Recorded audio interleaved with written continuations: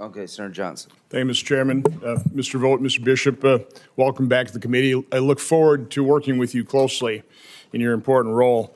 I didn't want to disappoint anybody, so I thought I'd bring at least one chart. You have some famous charts, Senator. So this is, again, not a surprise. You realize I've proposed a number of pre-pandemic levels of spending.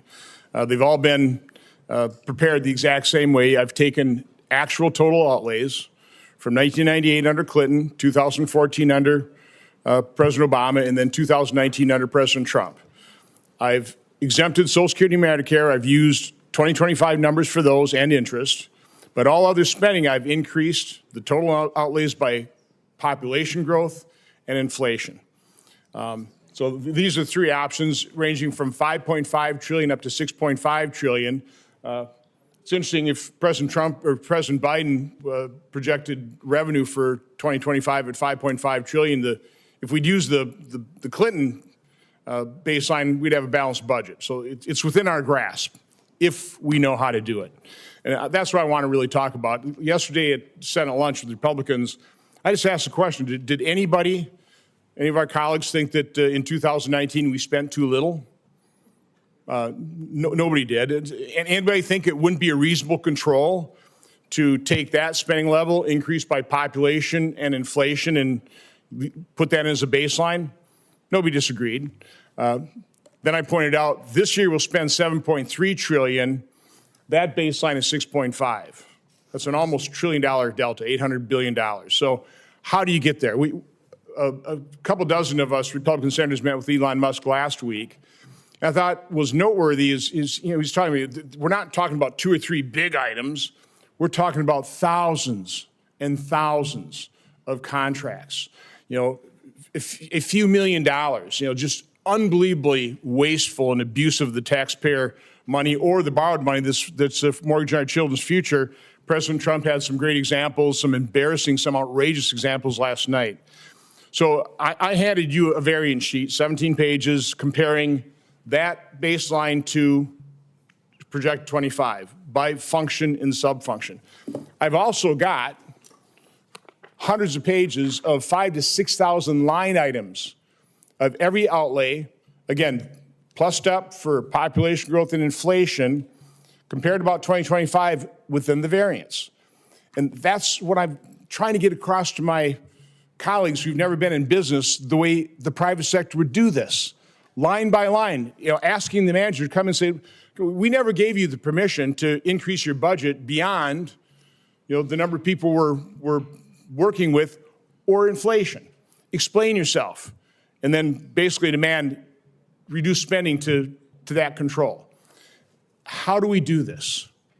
Is that the right approach? Because what's happening in the House right now, they're starting at 7.3 trillion. They're looking at a couple big programs. They're getting it tacked. So they say, we can't cut that, can't cut that, can't cut that, as opposed to start from a baseline that everybody on our side thinks more than reasonable. I don't think we should be looking at anything over 6.5. I'd be starting at 5.5 and probably plussing up for defense.